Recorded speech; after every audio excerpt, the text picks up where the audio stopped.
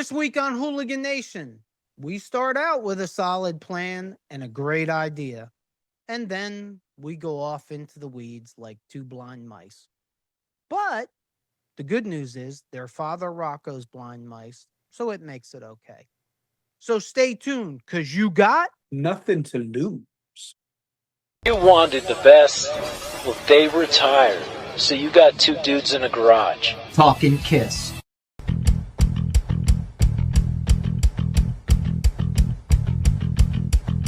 Welcome to the Hooligan Nation, a KISS-Centric podcast, the podcast where the riffs are loud, but our opinions are louder. I'm Anthony. And I'm Rocco. How you doing? Whoa. Little excited today?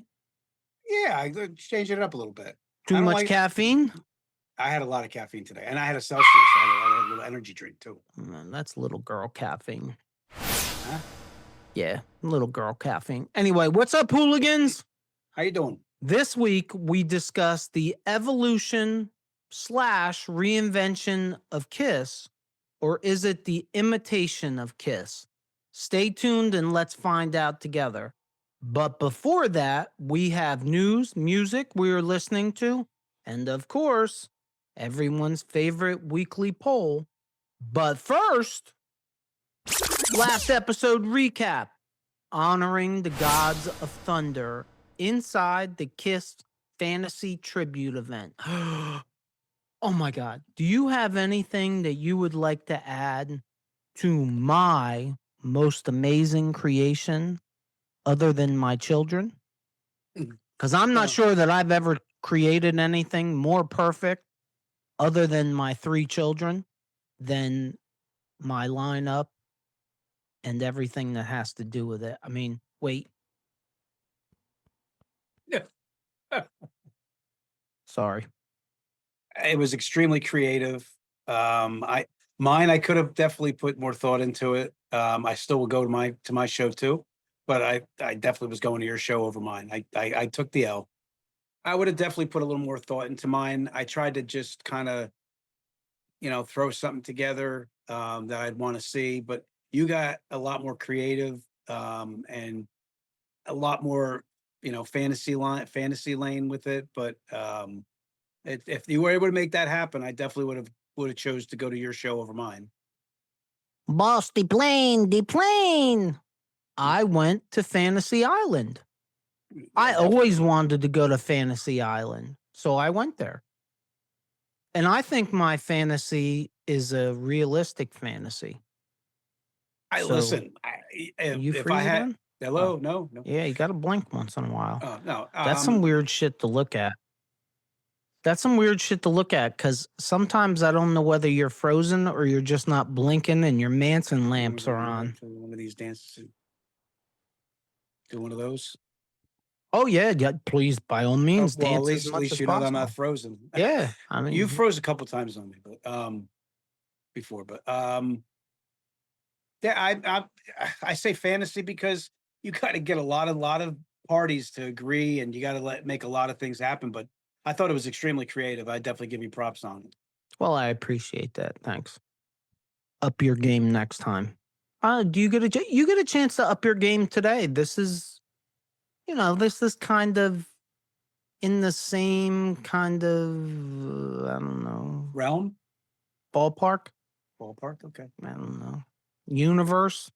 Maybe ballpark's too small. Spectrum? Spectrum. The Philadelphia Spectrum. Oh, we showed our age again. Pretty sure that's not there anymore. No. News. You got any news? I do. It's actually an interesting one that I think you'll enjoy. I was on Loudwire today. Shocker. Yeah.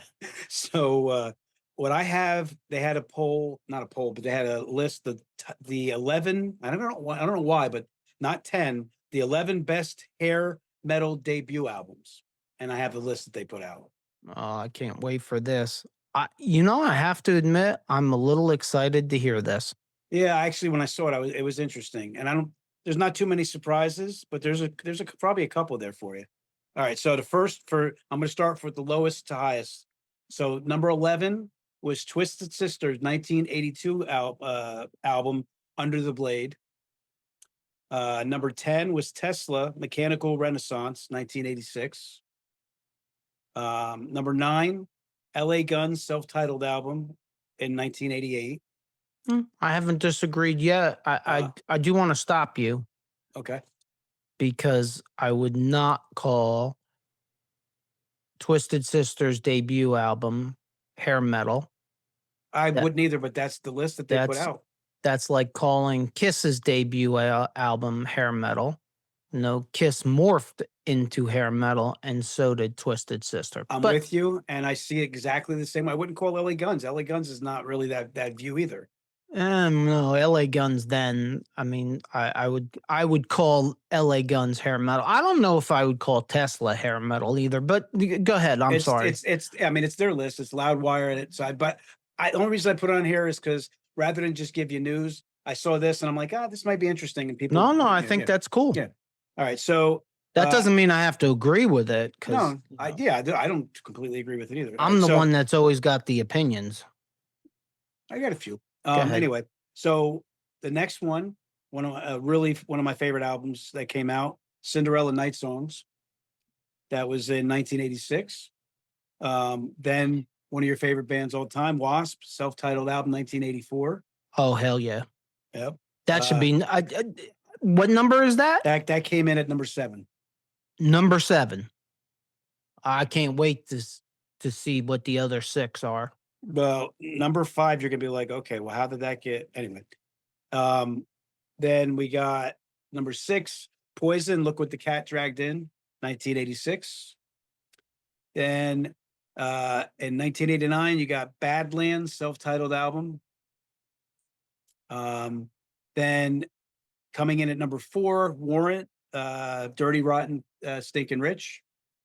That was in 1989. 1984, Rat Out of the Cellar. I think one of our favorite albums, both of us, right? Then coming in at number 2, Skid Row, self-titled, 1989. And coming in at number 1, one of like our favorite bands all time, 1981, Motley Crue, Too Fast for Love. Again, I think we would probably re-alter this and put some in. There'd be some changes in our opinion on some of that stuff, but I thought it was an interesting list at any rate. Motley Crue's a much bigger band than Skid Row. And I think even if Sebastian stayed in the band, Motley Crue would have been bigger. Well, they're only going by the debut album, so they're saying like the 11 no, but best. what debut. I'm saying is, I think Skid Row's debut album is better than Motley Crue's debut album. It's more polished. I like both albums a lot. I do, and I know them. No, both I like really more. well. I like more album. I like both albums a lot. Also, I would just. I Switch. I think I would bring Wasp to 3. And I would go Skid Row, Motley Crue, and Wasp. That Wasp album is a really good album. I think I Yes. have to agree with you there. And I mean the one thing that people knock the Motley, which I actually personally I like about it, is a lot of criticism on that first Motley Crue album is that it was not produced real well and it sounded like edgy. It And sounded like a demo, if you ask me. I liked it though. It gave it its own identity. That's what I liked about it. But Yeah. I mean, if you take Motley Crue, Shout at the Devil, then I think it's number 1. If that was their debut, then I think that's number 1. and not for nothing, we have never talked about Shadow Devil on our podcast, but that could be in contention for complete albums too.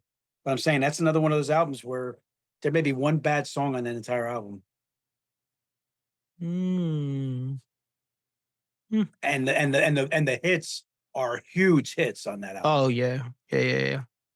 And that's not even their number 1 album according to album sales. I don't believe. But I I'll take believe. it, but I don't know about you, but that's the one. If I have to pick, if I'm on an island and I have to pick one Motley Crue album to listen to, that's the one. Really? Yeah. So if we do something, so what you're saying is if we do something on Motley Crue, we may actually disagree, and it could turn into a debate or maybe even an argument. Because Yeah, well, it could, because it's not even close for me. I think I'm picking girls, girls, girls. And They're a good album. I'm not going to deny that, but if I don't, I think I would pick Dr. Feelgood. yeah, there's 4 songs on that album I don't like. Okay. I'm gonna start cooking. I'll start cooking some Motley Crue ideas. I thought it was interesting. I saw it right away, and I'm like, oh, that may be fun. That may be No, fun to that's do. cool. Yes. That's cool. I don't agree with most of it, but that's cool. Hmm. That makes me think the rest of the Well, you know what? Anytime, and hooligans, when you hear this statement, if you want, put it in the comments. Anytime you see any of these lists from anywhere, they're opinions. They're always opinions, they're 100%. right? So whether you like it or you don't like it, you're never going to agree with everything that you see. And depending on where they come from, is how legitimate and accurate it actually is. Yeah, and you know what too? I think you'll agree with this. The 80s, they came up with all these titles, hair band, and what, like, at times you don't really know what lane a certain band is unless they were Poison and they look like a bunch of girls. So for my news, I'll just hit this quickly. The news has been very much Ozzy since he died. So I watched not the whole interview. I don't know if the whole interview is out there, but I was fed a snippet of an interview with Tony Iommi, and you can go on YouTube or any social media and you can find the entire interview. I'm sure if it's out there. I just found we saw what they wanted us to see at Back to the Beginning, and that's okay. But if you listen to Tony Iommi and the next part that I'm going to bring up, which is Geezer Butler's statement afterwards, there was a lot going on behind the scenes. That Ozzy took himself off of all medication because he wanted to be present and able to sing. I think both Tony Iommi and Geezer Butler called him frail and said it was hard to rehearse with him because of how frail he was. And that just, you have to give Ozzy even more credit for Back to the Beginning, because, when he came out of the floor of that stage, other than not being able to walk, it was the old Ozzy. No. Did he sing as well as he did in his prime? Probably not. But it was the Ozzy persona. Absolutely had the presence, without a doubt. Just sitting. And you can tell 3 or 4 times that he wanted. Actually, I saw a video where he's screaming at Sharon. I guess they strapped him into the seat. And he screamed. There's a video out there of him looking to the side of the stage, and he's screaming supposedly to Sharon, "Let me out of this chair." Like, nobody did. Probably a good thing. And Geezer Butler's statements out there, but it essentially says the same thing. He was frail. He was hard to communicate with. Ozzy was in much. I think that's why we were all very shocked 2 weeks later, is because the Ozzy that we saw on that stage did not look like the Ozzy that was going to die 2 weeks later. I woke myself up at 7:30 this morning to watch the Ozzy Osbourne funeral procession. And then I found out that it's all over YouTube. So I just want to remind, well, by the time this goes out, it'll be 2 weeks old, but it's not, if you haven't seen it, it's not that much to see. I thought it was going to be more than it was. You see a bunch of limos, a hearse. The family gets out for the memorial, puts some flowers down, and other than saying that Sharon looked terrible, she looked really bad. And I think it goes to the relationship from the inside that Sharon and Ozzy had. Yeah, I feel horrible for her. I mean, I really do. I said something in the Ozzy episode segment that we did, and KJ Nodwell, rightfully so, jumped all over me for saying I said something like, I feel bad for people like Zach Wilde and Jakey Lee, and because the family had time to prepare for it. And as every good woman does to me, she put me back in my Yeah, place. you're never prepared, right? And set me straight. And she was right. I don't, now thinking about it, you're not going to prepare for that, especially when you spent 50 years together. And finally, the last thing, this is not hard rock or heavy metal, but I have to say this. There is a new Billy Joel documentary out. It is on HBO. It's an HBO documentary. Yes, I don't expect millions of Billy Joel fans. You don't have to. You don't have to be. If you are any kind of fan of a documentary of any kind, or in my opinion, any kind of music fan, boy, this is a great, great documentary. You're going to invest 5 hours. I got a question. Yes. Go with your question. Hey, did I see right on the documentary that actually Billy Joel did a heavy metal album too? Yeah, and I haven't done one of my deep dives, but it's got to be somewhere. No, but I the impression I got is it was his memoir. He wanted to get everything out. He didn't want to leave anything on, I that's the impression I got. Music we're listening to. It's going to be interesting for you to hear. So I've been doing a lot of listening. Your mouth is interesting to me. Oh, thank you. I think anyway. Yeah, it should be an I think. I am listening to Lucas Imbariba. He is a flamenco guitar player, a phenomenal flamenco guitar player. And it's noteworthy. It's going to make you want to listen to it. Reason being, he does Stairway to Heaven in the style of flamenco. He does Spanish blues in the style of flamenco. He does Sultans of Swing from Dire Straits in the style of flamenco. He does Like a Stone from Audioslave in the style of flamenco. He's a phenomenal guitar player. He does Bohemian Rhapsody in the style of flamenco guitar. And it's a style of guitar I eventually want to try to perfect too.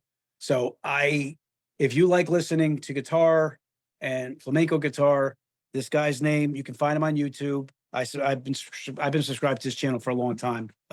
His name is Lucas Imbariba, Imbiriba, and I strongly recommend him. If you like Stairway to Heaven, Bohemian Rhapsody, and you want to hear another twist from a guitar player, kind of adding embellishments and things to the song, I highly recommend him. All right, that's interesting. Not sure about that, but it's interesting. Well, I'm gonna save this segment by saying that I'm listening to the Alice Cooper Band because they released their entire new album, The Revenge of Alice Cooper. And you know what? I know there's at least one hooligan out there that has listened to this, and that's Pamplemousse, because he put it on the Music You're Listening to Monday. And I'd be interested to get his opinion on it, because I said this about the single that came out a couple months ago, and I'm going to double down and say it again. It's Doors-like. It's a little bit of a cross between the Doors and Pink Floyd. It is not Alice Cooper-like. It's good. It is very good. I thought the guitar work, just like in the single, throughout the whole album, is really good. But it's a different Alice Cooper as a lead singer, and it is definitely different musically than Alice Cooper, the solo artist, I think has ever put out, unless I'm missing something. That's interesting. But it's good. Poll time. It's poll time. Are you going to dance on the poll this week? No, you're the dancer. Remember, you're the dancer on the poll. No. No, but You got to shake it, man. Shake it. I danced the last 2 times. You should dance. No, I do the singing. You do the dancing. Well, then you sing and I'll dance. Oh, what do you want to hear? Ba ba la ba la bum ba. Wow. It's the first thing that popped in my head. You never know Wow. what's going to go in there, in and out. I guess so. Well, you didn't give me a suggestion, so I just The came up with 3 something. blind mice must have had tacos for lunch this afternoon. I don't know where the hell the bomb came from. Anyway, our weekly polls can be found on our community tab and on our Facebook group, the Hooligan Nation, a KISS-Centric podcast. So if you're not a member of our Facebook group, it is free and it is open. Please slide over there and join. I'm aboard. And if you don't like social media because you're old, like we are, just slide over to the community tab. There is a poll every week, and there is a poll up right now. And that poll is going to be a very interesting poll because I think I might have pushed the right button on our hooligans because it's only been up for like 24 hours and it's got like 30 votes already. So I think I might have pushed the right button. But this week's poll is, who is your favorite heavy metal band? Your choices were Judas Priest, Iron Maiden, Black Sabbath, and Metallica. Father Rocco. Oh, sorry. Thank you. What say you? It has to be Metallica. I mean, I burnt that stuff out. When I think of Metallica, my initial instinct to think of what I'm thinking about me is with the mullet and the denim jacket, walking with the Walkman, listening to what you call it, For Whom the Bell Tolls, Ride the Light, and then Fade to Black, Seek and Destroy. I mean, I burnt that stuff out like crazy. So it's got to be Metallica. I followed them all the way through their path. So, and I love Iron Maiden. I mean, there was not a bad choice on the list. Would you like to know what the hooligans think? You know what? I think I do want to know what the hooligans think. I would say it's going to be hard pressed for Metallica not to get the nod there because they just got such. I had a conversation with Pamplemousse. They just have such a big reach, but Judas Priest. I mean, Iron Maiden. I've seen them so many times. They're so great in concert. They're great musicians, great bands. But I would say my guess would be that the hooligans would say Metallica. So I think this one was close, and it also came out in the order that I would have ordered them in. And with that being said, I'm a pretty big fan of all 4 of these bands. Judas Priest came in with 10%. Iron Maiden came in with 19%. Black Sabbath came in with 30%. And Metallica came in with 41%. Ooh, close. Very close. It was close. It was close. Like, let me ask you a question. Please. Are you more a fan of Black Sabbath or Ozzy? I am more of a fan of Ozzy. Me too. And I love Black Sabbath too, but thank you for everybody who voted in our poll. Good job though. Good poll. Please, well, thank you. This week's is even better.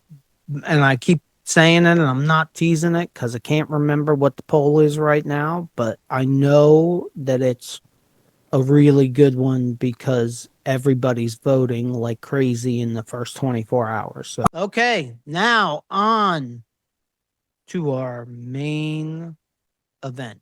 Let's get ready to rumble. Okay. You said main event. He has had a lot of caffeine today. Yes, I have.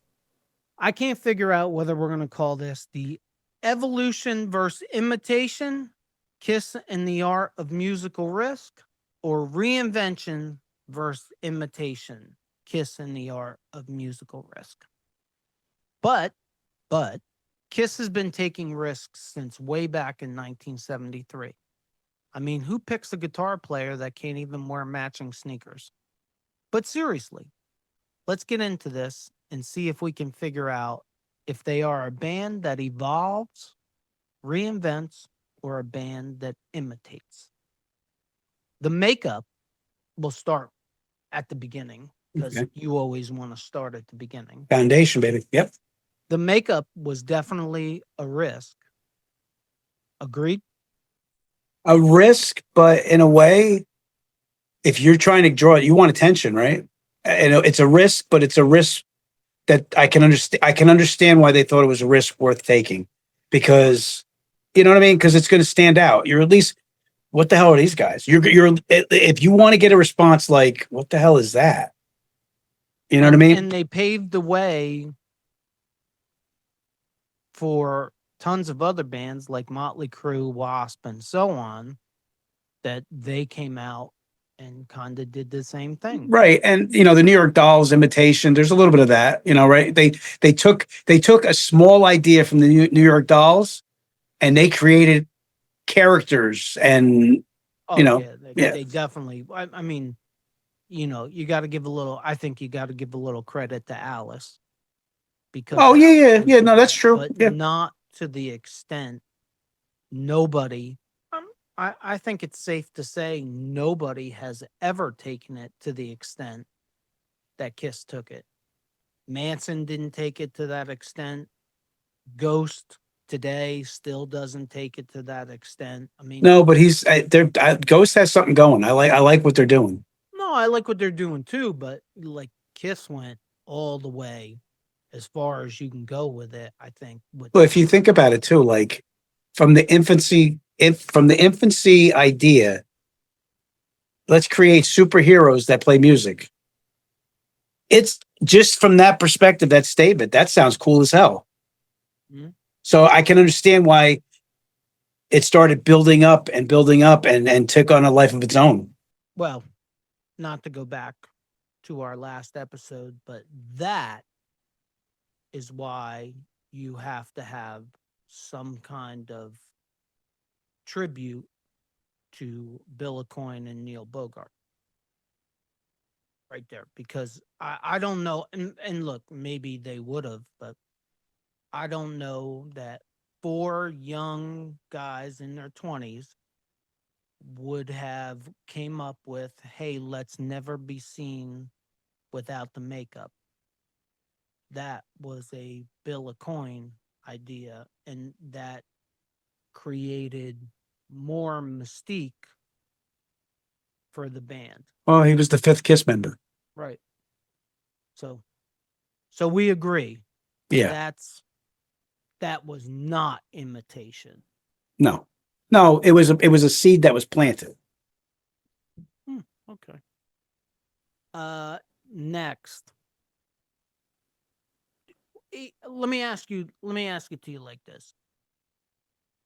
What would be the first moment in history where the band either evolved, reinvented themselves, or imitated someone, in your opinion? Because it well, you can't. It was shocking to me. It was shocking to me, like after the makeup, because I did expect. Were you going that? Okay, so I thought you want to start from the very beginning and see where they first. After the makeup, like, because I think we can agree. Well, I think we did agree. The makeup, they paved the way.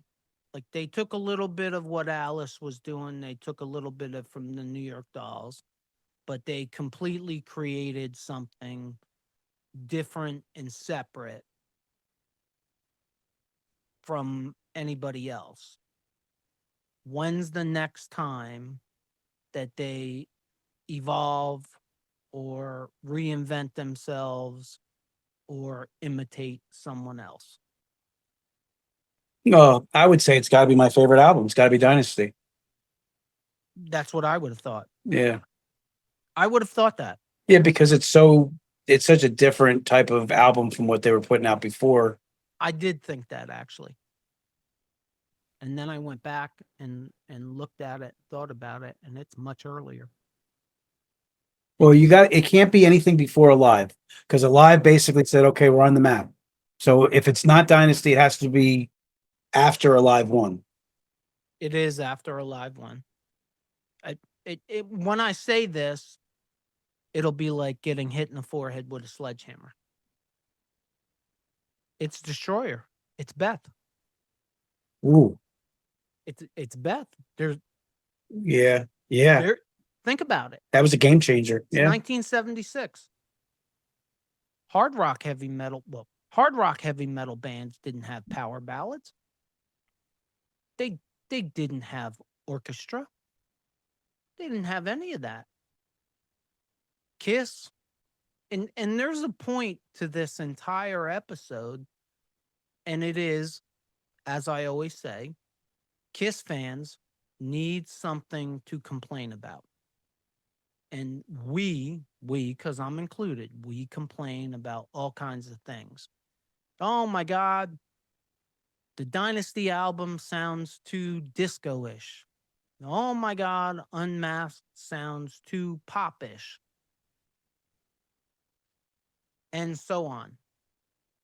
But when you're KISS, and it's 1976, and this producer wants to create this Beth song, and you win your only award, and it charts as high as it did, and the song lives on 50 some years later. If I was in KISS, I would be looking for reinvention often. You know what? True. But the other thing too is it's also the song comes, it's a game changer, and the song comes from your most volatile member of the band. Oh, come on. He's a pussy. He quit the band 16 times.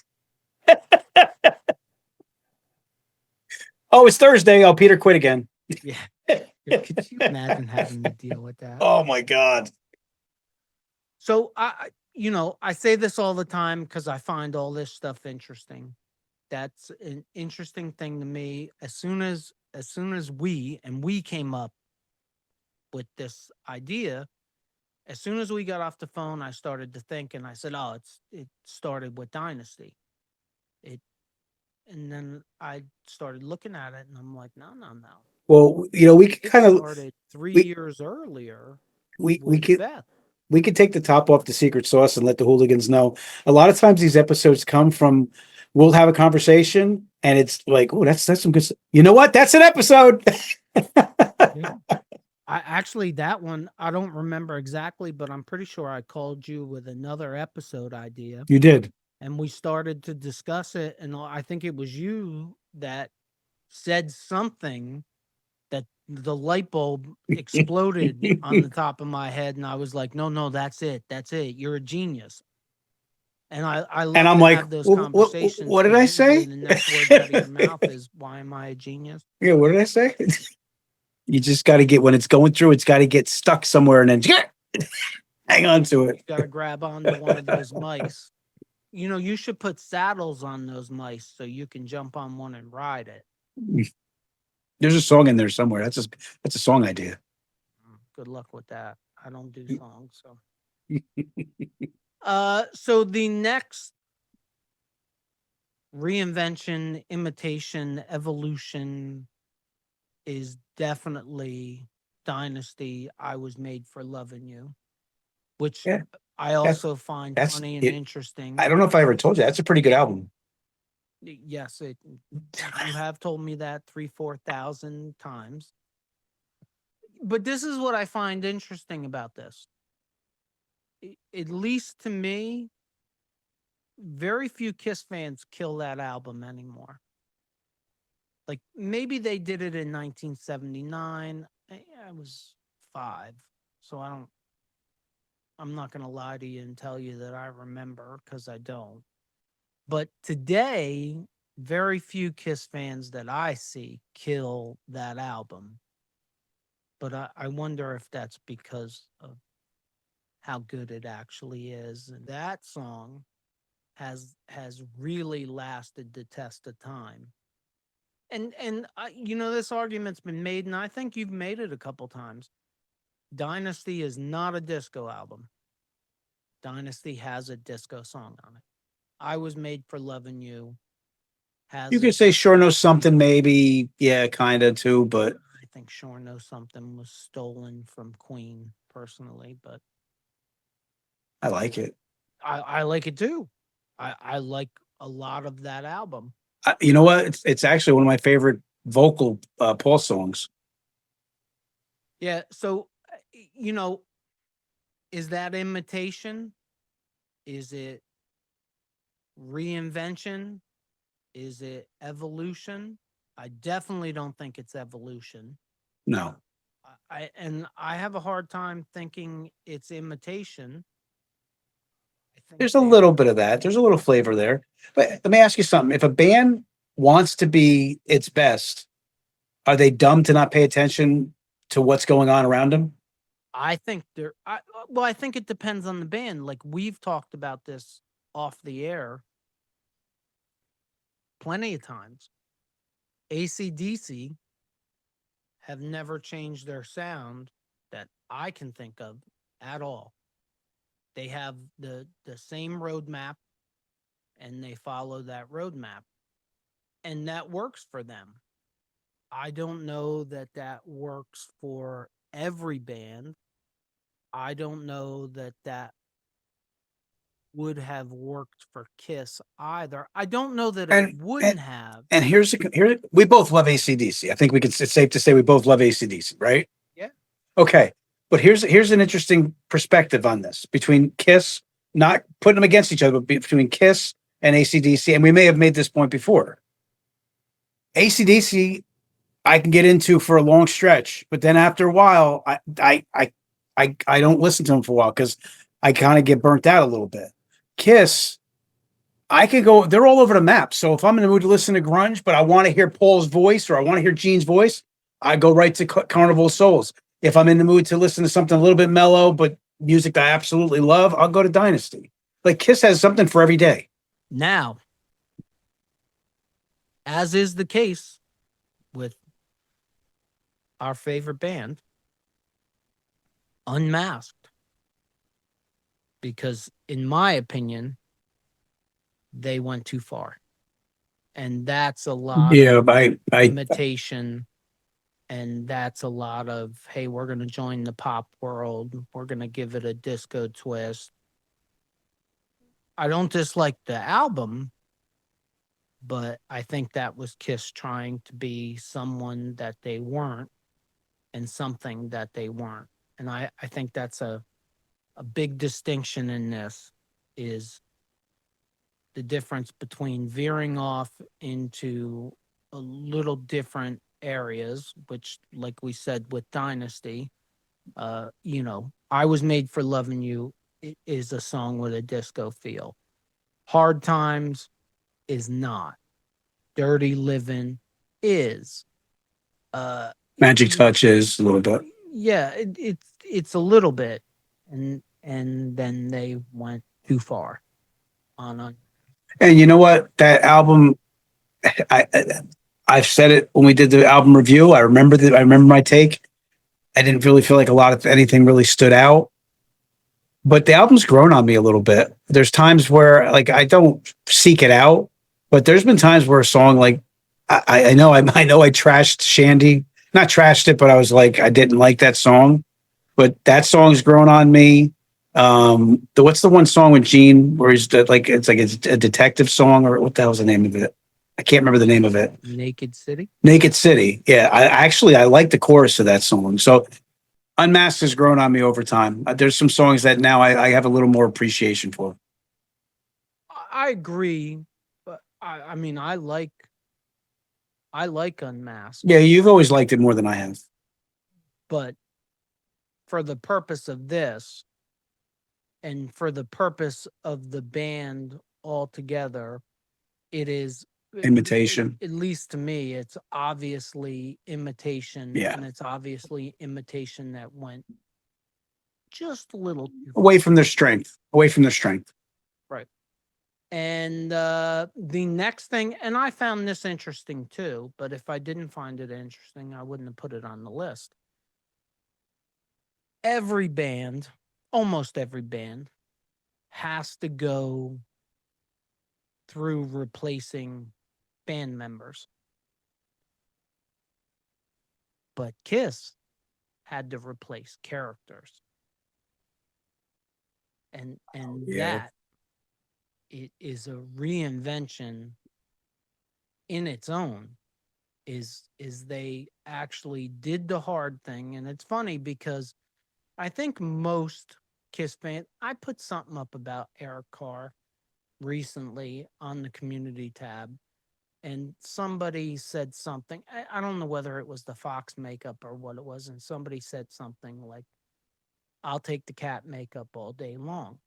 And you know what? I will too. But the Fox makeup, although it evolved from the Chicken Hawk, but the Fox makeup was a very good character that, at least thinking back, I think fit Eric very well. It wasn't a cheesy look for the band either. Right. I think they did a very good job of reinventing themselves through having to replace a character.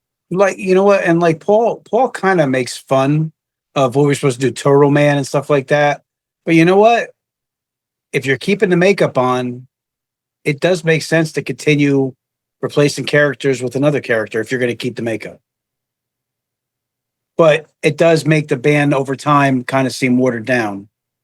So I don't know. I don't envy the position they were in at that time, because it's not an easy decision to make, especially, no band that becomes as big as KISS ever kind of envisions them. They were so powerful at one point. No band like KISS ever thinks they're going to break up. No matter how many turmoil, they think they're going to stick together no matter what. But 99% of them do. Right. But when you're in it and you're on top of the world, the last thing in the world you're thinking of is, this is going to blow up. We're the hottest thing out there. You know what I mean? And that's probably most of the reason why they blow up. Yeah, no, that's true. Because they're the hottest thing out there. I just think what goes up's got to come down. Correct. And the farther up it goes, the more it's going to hurt coming down. Right. I just think it's incredibly impressive, and I think as KISS fans we lose sight of this. The first time that they had to change characters, they did a bang up job of it. Now the second time might have been the reason why we started rerunning people in other people's makeup, because that whole thing wasn't as successful. And that brings us to, let's go back. I got to mention this because, this entire episode idea comes from all the negatives, all the negative comments that we hear just on this podcast. And look, opinions are opinions, but people kill Dynasty, people kill Unmasked, people kill Music from the Elder, Carnival of Souls, blah, blah, blah, blah, blah. But let's look at it like KISS was never happy in that happy sweet spot. They had to forge ahead and do things that in some cases had never been done before. And the perfect example of that is, keep chewing because there's going to be a sound effect to that. There you go. I don't want you to choke. What are you eating? Chicken nugget. What? Chicken nugget. A chicken nugget. You got barbecue sauce? Yeah. Oh, all right. Just making sure.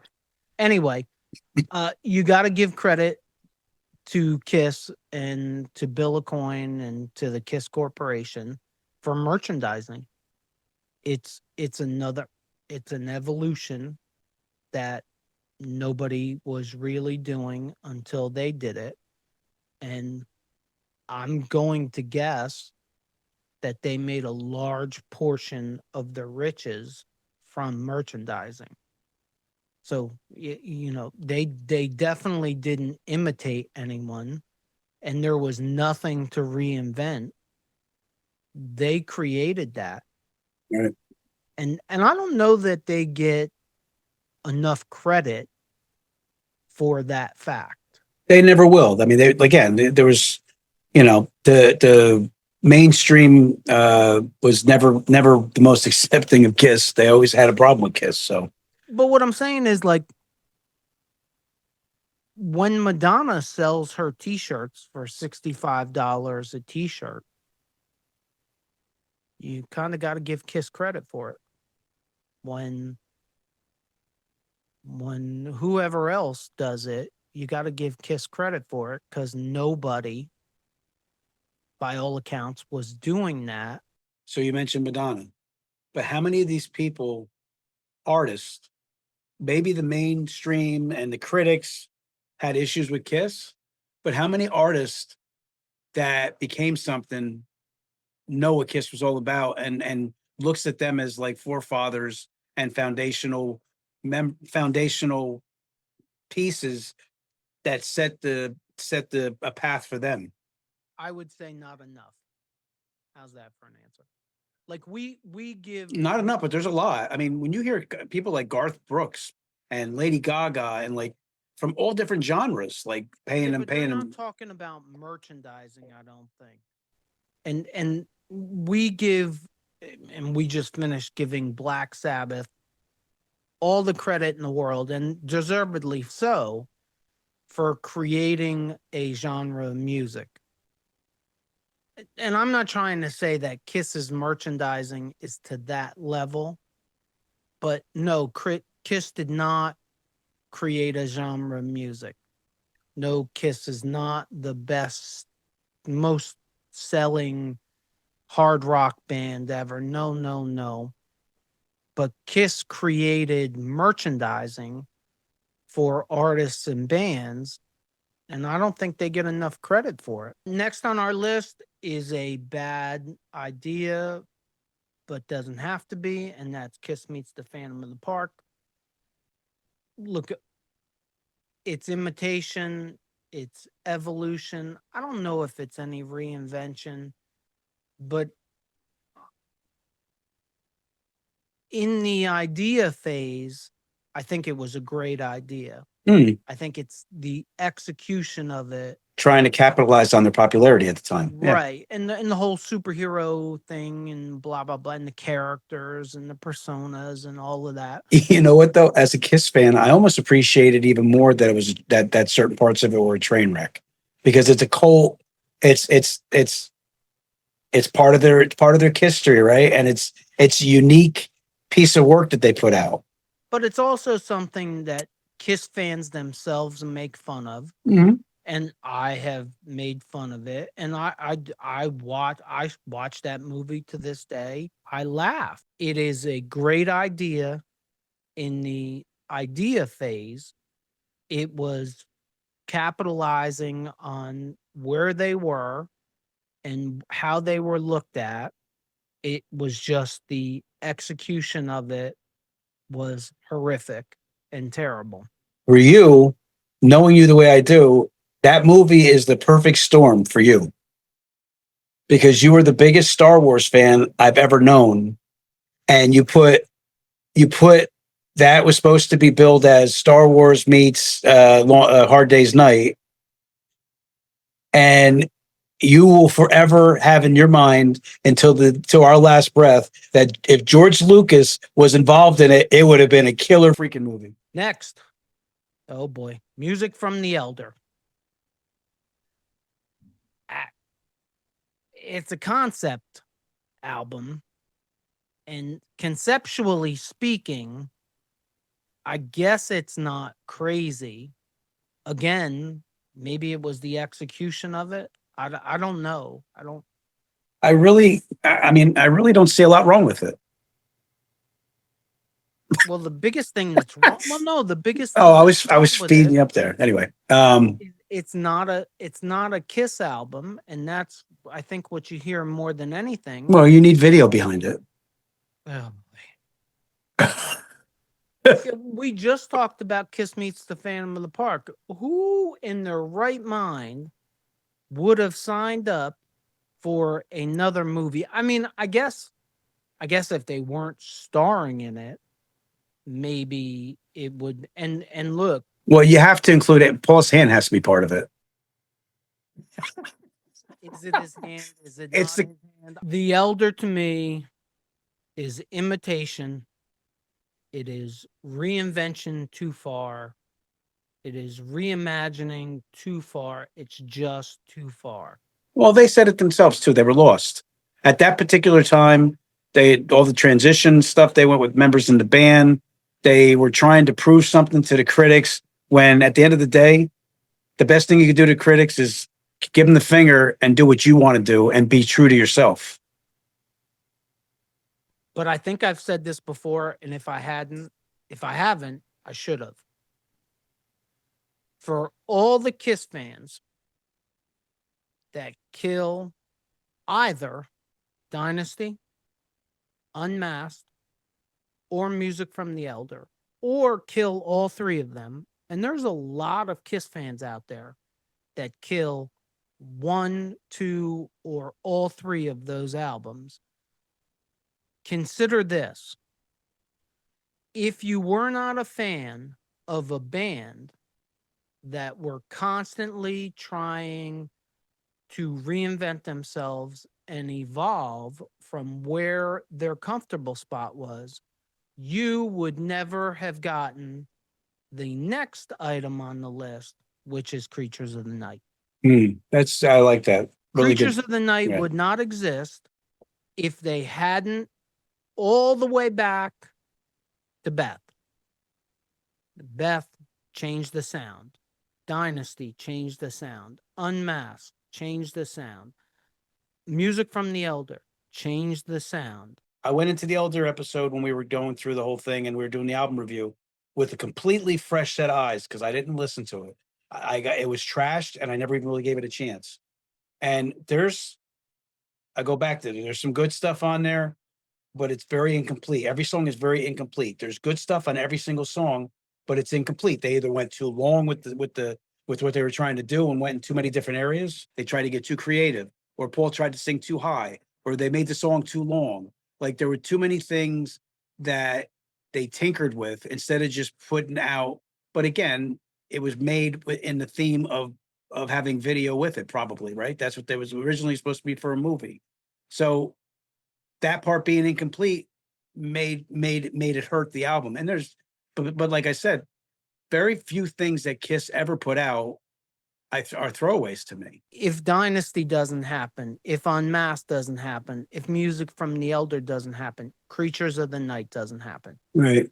Because out of all four of those records, the most imitation is Creatures of the Night.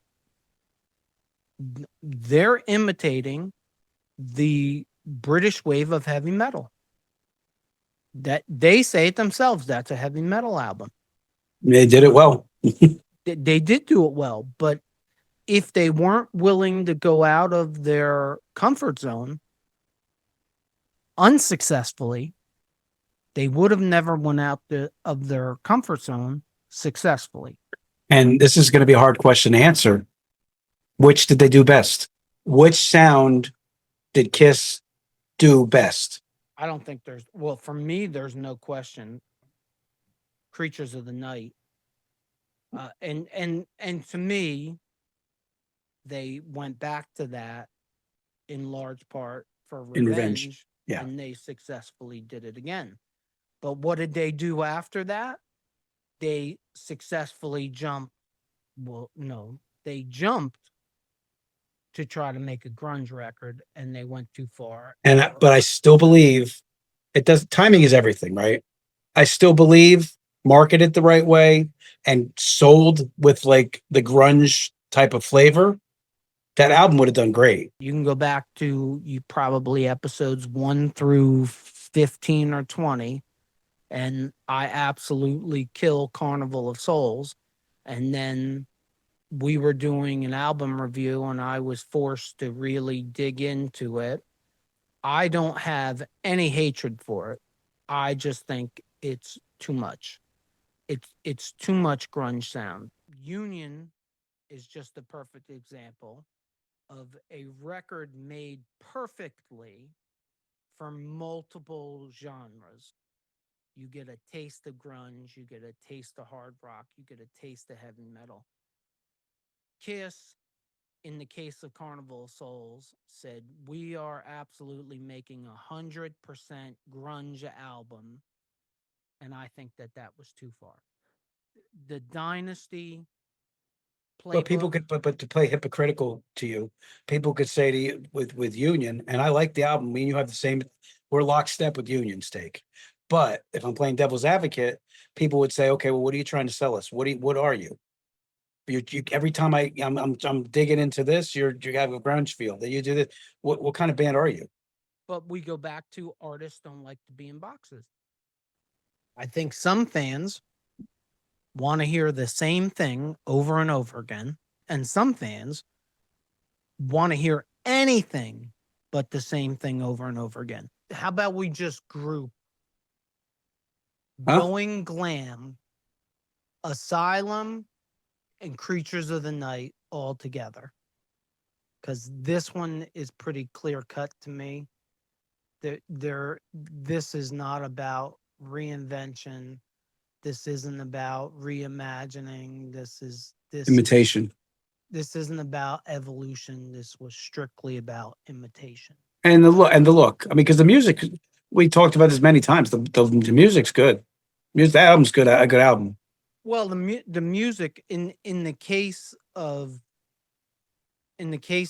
Crazy Nights, I still think some of the music is good, but they went too far. No, I'm just talking about Asylum. Crazy Nights. I like the song, but Asylum, yeah, they went too far on the look, but I don't think they did on the music. But again, most of the Hooligan Nation that's spoken up, judged it with the look. they they they judge the music. To me, they judge the music with their eyes, because the look was, I mean, they were poison. Yeah, but I was in the video. I was focusing more on the girls and the other parts of the video. I think that's why it didn't bother me as much. So, to me, Asylum, the sound did change, but it didn't drastically change. But they just had to keep going. It seems like this is a KISS thing, we went halfway. No, we can't stop there. Let's go all the way. And then they go all the way with Crazy Nights. You know what? You just said a very key thing there. They may make different turns and try different things, but when they do, they give it their all. They do go all the way. They you know what I mean? They don't pull any punches when they're going to go for it. But a lot of times that's what takes them too far. But you know what? What do they say? If you don't take a shot, you got no chance. Yeah, and I'll agree with that. But you take a shot, and then you take a bigger shot, and then you take a bigger shot. I mean, again, if you don't have the evolution of Asylum, Crazy Nights, and Hot in the Shade, which you can't even involve Hot in the Shade, because I don't think Hot in the Shade, and we discussed this, I don't think Hot in the Shade would have been as bad as it was if they would have cut some songs out, if they didn't just use demos, Right.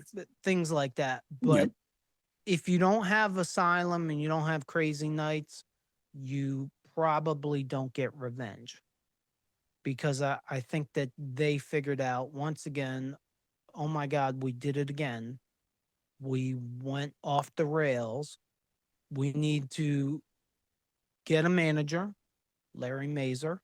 We need to bring a producer back that we know is going to tie us down and make us do things a certain way, Bob Ezrin. And they successfully made what I would consider their second heavy metal album, Revenge. I don't think you get that if you don't go through Asylum and Crazy Nights, and if you don't have a band that constantly is reinventing themselves in some way. It might not have been the most original reinvention, and make no mistake, it was driven by popularity and money. They were looking for the Bon Jovi sound because Bon Jovi could have put anything out by the late 80s and everybody would have bought it because it was Bon Jovi. And I think Right. that's what they're chasing. There's also other factors that we don't talk about. There's there's management teams, marketing. There's all these other factors. There's people in their ear. There's all these other things that are going around at the same time too. So influences that are around them, influences that are in the main that are like Bon Jovi and things like that. You know, a lot of things made them evolve into different things through the years. I think a lot of KISS fans look at it as though KISS should have been better than that. They didn't have to be followers. They could have been leaders. And to a certain extent, I agree with that. Mm, I do too, but you got to also, you know what? If you're in the business, it's a business, and if you're in the business, you want to try to follow what's going to sell, and maybe at that particular time, it took less courage to go with what was popular than to try to like go with something that you're going to just try to stand on your own. At that point, you went through band changes, you went through a lot of different things, you know. So let's go with what's selling. At least we know it's similar to what's out there, and people are gonna gravitate to it. What's Kiss's sound? After a while, shit. What is our identity? KISS's sound is the sound of KISS. I'm There's just saying, like, if they're there's gonna no make other way to put it. It's like, picking a genre for KISS. What genre would you put KISS in? hard rock, it's got to be hard rock. Okay. Is Creatures of the Night hard rock? No, it's heavy metal, but everything evolved from hard rock. Wait. Is Unmasked hard rock? But that's what I'm saying. How do you know what your identity is? I think it's easy for them. If Kiss was in their 50s right now and they were going to put out an album, what would you expect it to sound like? They're advertising it. They're advertising it. We are getting back to our core and our roots. We're putting an album out. We're putting 10 songs out. Well, they did it. I think it's very obvious that Monster and Sonic Boom were both attempts to go back to 1978 or before. Yeah, there's only like one or Whether two they songs I like. successfully did that or not is a Yeah. personal opinion Yeah. thing, but I think that was the attempt. And if they were to say we're making a new album right now, I don't care how young or old they are, I would expect it to go back Sound like to Monster. the 1970s sound. Like, do I think that they're going to come out with a Creatures of the Night or a Carnival of Souls or an Unmasked? No, I think they were going to go back to that playbook. And this is where I'm going to go back to giving Ace some love. In some ways, I love Bruce, but in some ways, that distinct sound, that blended, that chemistry with Peter, Ace, Paul, and Gene, once you lose a component of that, including Peter had his own specific jazz way of playing the drums. Even if he wasn't the most incredible drummer in the world, he had his sound, his style. Absolutely. Which made the KISS core sound with Ace, putting his little chef, arrangements on things. I would say the core of KISS as a band, if you really think about it, nobody sounded like Ace. I agree with you. Nobody sounded like Ace. That was their sound. Eddie Kramer said Ace was the backbone of the band, and he was the backbone of their sound. Now, I'm 100% sure that Gene and Paul wouldn't agree, but I think that Eddie Kramer is a little less unbiased than Gene and Well, Paul would be. no, knowing their personality, they still went after Ace and tried to get him to change his mind. So they knew how important he was. They would never admit it, but they knew how important he was. You got anything you want to add to wrap this puppy up? I'm just going to say what I've said from the first time we did these podcasts. I love this band, and I love it for all the different layers that they've given me. I love it for their failures. I love them for their successes.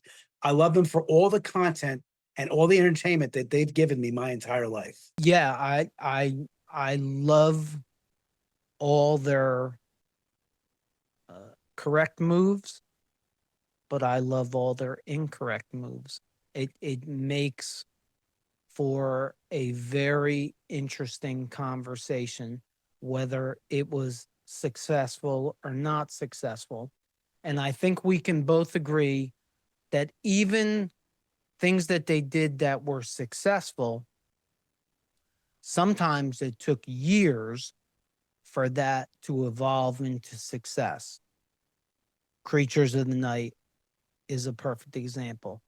Couldn't sell 500,000 copies, probably because of the unsuccessful moves that precede Right. that. Absolutely. But now, looking back, that's one of their most successful evolutions ever. I think if you find the average music person, say we go up to a mall, and you find, and it has to be legitimately a person who's a music fan. It could be a rap fan. It could be a fan of anything. I think that me and you could find a song in Kiss's catalog that they would like. I don't think you can say that for every band. And here's a really good question that just hit me. And really think about this when I say this.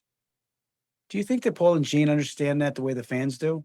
About how much that they appeal to like everybody? Like there's something for everybody. Do you think that they look at it the same? Honestly, It's an interesting question. I think both Gene and Paul look at album sales, Yeah. and that's how they judge that.